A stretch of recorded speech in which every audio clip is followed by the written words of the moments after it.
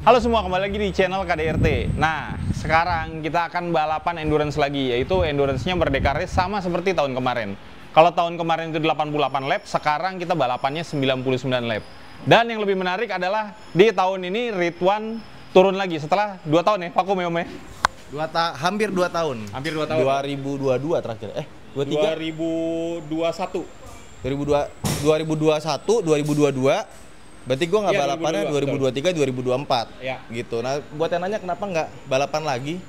Jadi di 2023 kemarin, Ya. kita kan sponsor udah full ya. Ya. Nah, kebetulan gue nggak enak miss 2 seri. Iya. Karena harus ada kebutuhan itulah. Ya itulah pokoknya lah. Keperluan keluarga lah. Ya kan, nggak enak diomongin di sini. Nah, terus pas tahun depannya istri gue hamil. Iya, betul. Terus Itu gue bingung. keluarga. Nanti kalau misalkan itu yang 2023. 2023 ya. Iya, 2023 ya kan. Yang 2022 tuh itu apa namanya? Naik haji. Nah, terus gue bingung kan. Ini kalau gue ikut lagi ngeblok sponsor lagi, takutnya ada gue yang miss, nggak konsisten, gue nggak enak sama sponsor. Betul. Nah, ya udah, akhirnya kita 2 tahun kita skip setahun dong. 2 tahun 2022 2024 kan belum. Enggak dong, 2022 masih balapan dong. Balap. Cuma gue miss 2 seri. Iya. Dari 5 apa 6 ya? Dari 6 seri. Dari 6 seri. Iya. Jadi cuma ikutan 4 seri doang. Iya. Nah, yang 2023 tuh bener-bener kosong tuh. Kosong. Nah, 2024 belum genap akhirnya. Iya. Jadi gue setahun. Balapan langsung tadinya di Sentul, langsung pindah ke sirkuit Sepang. Gitu. Nah, kemarin kan kalian udah lihat juga kan video pada saat kita latihan bareng sama Ridwan. Nah, sekarang nih kita lagi ada di workshop nih. Ya. Jadi hari ini nih PR kita kan besok kita tuh udah mulai official practice. Jadi kalau hari pertama itu kita preparing. Yang pertama kita datang ke bengkel Fast Auto dulu. Ini persiapan untuk EK9. Dan kebetulan nanti kalau untuk gua sama Ridwan kita akan bawa Swift nantinya gitu. Nah, habis dari sini, dari bengkel sini kita ke bengkel yang support kita untuk megang Swift. Ya, karena KDRT itu sekarang nggak cuma kita balapan. Ya. Tapi jadi konsultan juga. Jadi konsultan juga, benar. Icannya gitu. sih. Nah, ya sama-sama lah gitu. Nah, kenapa kita datang ke sini? Karena kita juga kebetulan mau nganter ini nih Om. Oh iya, Kampas Metal Bendix. King. Jadi bukan untuk yang Swift aja kita pakai Metal King ini, Tapi Bendix, buat tapi si- kita buat si apa namanya? EK9 Iya. kita juga pakai kampas rem dari Bendix. Dan Nah, ternyata setelah Ican ceritain dan gua ngeliat sendiri, ternyata Bendix itu di balapan tuh udah cukup banyak ya. bener. Tim Thailand ada, Tim Thailand ada, tim Malaysia, tim Malaysia baru support ini aja, organizer. Iya. Kalau tim Australia ada ya. Australia ini yang keren banget karena dia supportnya itu V8 Supercar. V8 Supercar. Iya, dan itu balap nomor 1 di Australia. Seperti kalau kalian demen motorsport pasti kalian tahu V8 Supercar Australia gitu. oke. Itu tim bener-bener tim utama di Australia. Oke. Gitu. Nah, Asik. mudah-mudahan kita juga bisa jadi tim utama nih nanti nih untuk mewakili Indonesia ya kan. Amin. Yang pasti kita di sini punya PR nih. PR-nya kita adalah kita menguji langsung kampas rem Bendix ini di sirkuit Sepang selama 99 lap atau 5 jam balapan. Ya. Gitu. Panjang. Itu kalau misalkan 99 lap itu Ya. nanti di pertengahan ada ganti kampas rem nggak sih? Biasanya enggak. Enggak ya. Makanya kita butuh memang kampas remnya itu memang yang peruntukannya itu untuk durability-nya panjang. Oke. Gitu. Nah, jadi kecuali memang ada sesuatu masalah mechanical problem yang mengharuskan kita untuk mengganti. Oke. Tapi kita usahain jangan sampai ganti karena memang kerugian pada saat Waktu ya? pit stop untuk mengganti parts dan segala macam itu lumayan makan waktu. Lagian gitu loh. gimana caranya ganti kampas rem pas lagi balapan ya? Kan lagi panas banget tuh. Lagi panas banget ya, biasanya sih kalau si mekanik udah disediain sarung tangan khusus yang Sarung memang tangan ya? tahan panas biasanya begitu. Nah udah nih tadi hasil dynonya udah selesai, yang pasti horsepower-nya turun. Oh, kenapa? Horsepower-nya Oh, turun karena ngejar durability. durability. Jadi memang kemarin itu powernya lebih kencang dan sekarang powernya turun. Nah rencananya nanti kalau untuk EK9 drivernya Hendra dan Feral. Jadi kita bagi-bagi tugas nih. Oke. Gua sama Ridwan ngamanin untuk Swift, Hendra sama Feral ngamanin untuk EK9. Sama ada Rehan ya. Ada Rehan juga di Swift. Jadi di Swift nanti rencananya kita bertiga. Nah, nanti kalau mudah-mudahan ini hasilnya bagus, kita finish dengan baik, kita masih punya plan 2 bulan lagi. 2 bulan nggak sih? September. 2 bulan November ya. Iya. Iya. 2 bulan ya. 2 2 bulan kurang lebih 2 bulan. Kita akan lanjut ke Sepang 1000 kilo yang itu lebih advance lagi balapannya selama 9 jam. 9 jam. 1000 kilo. Gitu. Nah, mobilnya apa kita lagi masih pikirin. Apakah tetap dengan Swift ZC31 kita atau bisa lagi dengan Swift ZC32 atau dengan Jazz. Kita lagi pikirin kira-kira yang kompetitif yang mana. Gitu. Oke. Oke, Sip. siap. Abis dari sini kita bakalan ke bengkel Swift. Nanti kita lihat Swiftnya seperti Di apa. sini juga. Dekat sini. Oh, deket sini ya.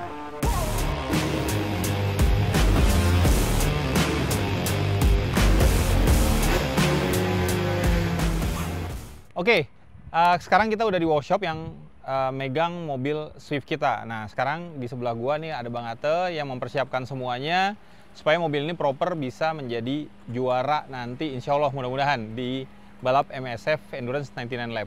Bang Ate, ini kemarin kan kita lepas kemarin sudah pakai untuk race.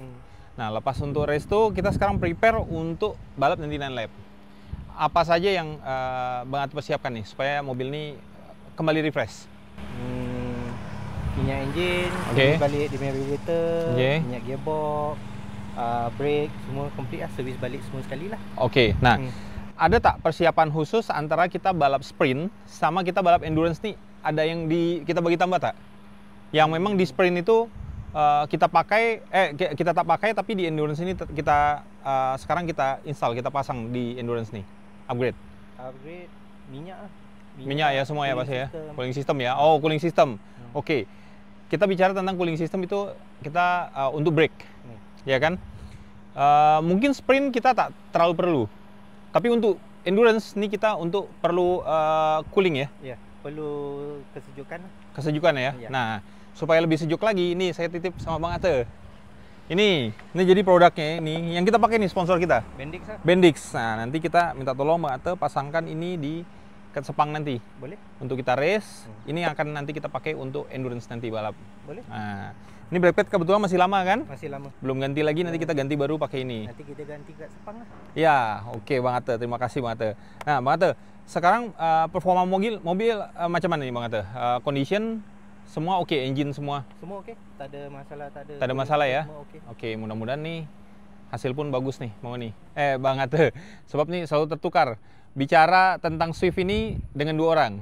Bang Oni, manajer kita, Bang Ate sebagai engineer kita untuk Swift ini. Nah, sekarang nih Bang Ate kebetulan memang workshop lagi pindah.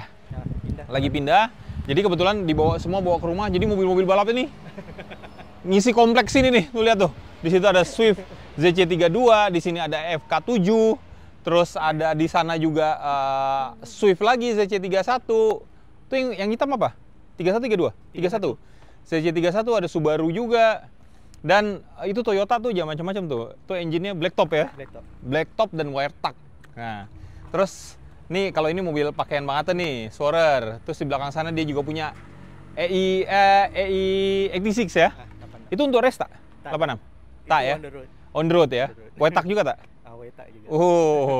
Boleh tuh kita review tuh nanti tuh, keren. Oke Bang Ate, itu aja. Nanti saya mau cek-cek lagi lah, mau lihat-lihat bagi lihat yang nonton nih yang apa lagi saja yang kita persiapkan nanti untuk endurance nanti. Boleh.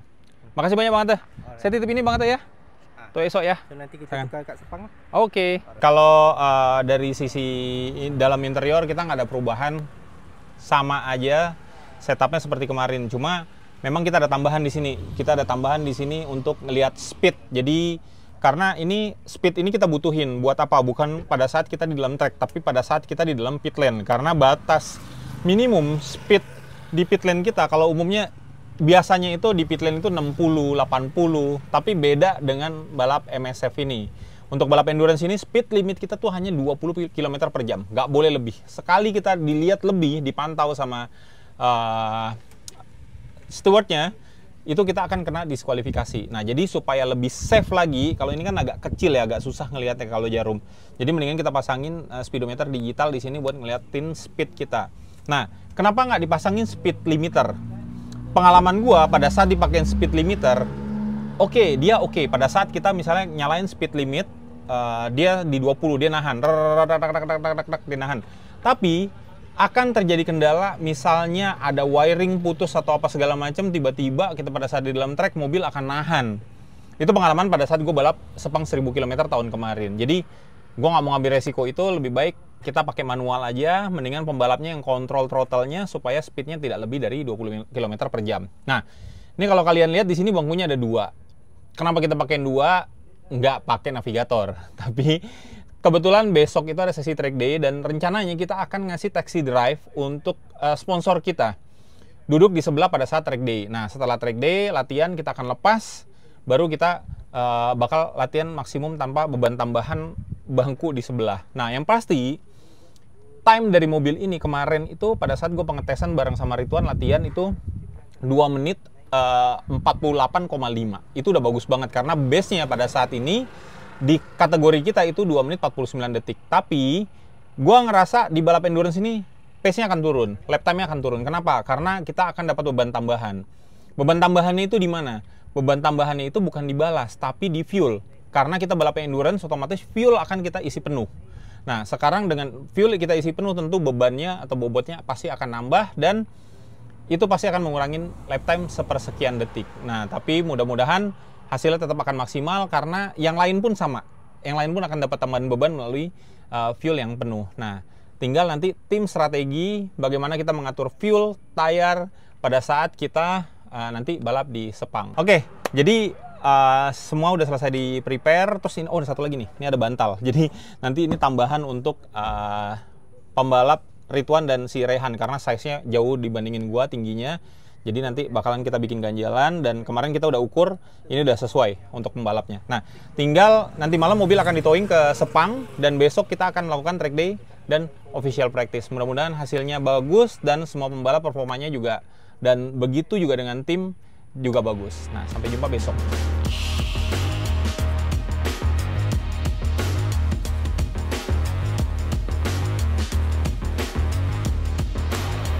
Alang saya akan gunakan dia untuk pertukaran tayar. So saya minta adik 2 orang, awak dengan awak untuk tolong dia pergi tukar tayar. So nanti kena tukar tayar dalam pukul 2 nanti. Habis shot lah semua. Tak. Ada backup kan? Ada apa ni cakap? Kedua tanya soal kan. 2 orang pergi dekat Alang. Nanti saya kerja dengan dia lah. Honori.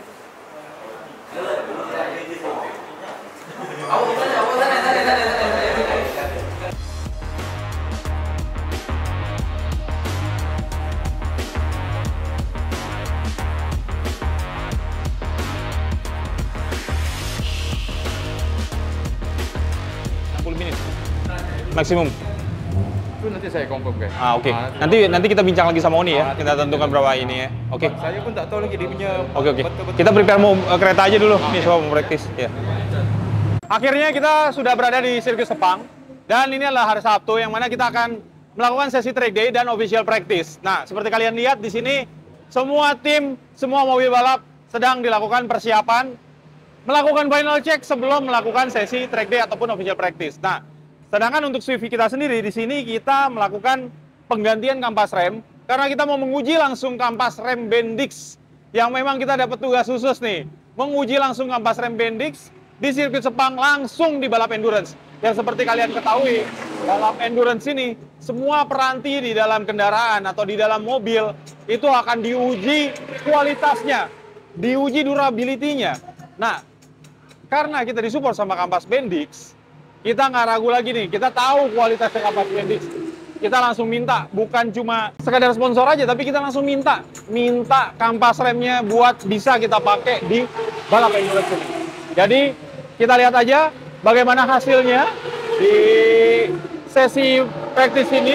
Nah, nanti hasil dari sesi praktis ini akan menjadi sebuah kesimpulan yang akan kita pakai menjadi acuan pada saat nanti kita balap 99 laps. Acuannya apa? Acuannya itu maksudnya adalah sebuah strategi. Karena balapan ini penuh dengan strategi. Jadi bukan cuma kencang-kencangan doang. Bukan cuma siapa yang menjadi paling di depan lap by lapnya. Tapi hasil akhir yang menentukan. Karena balapannya 5 jam 99 lap.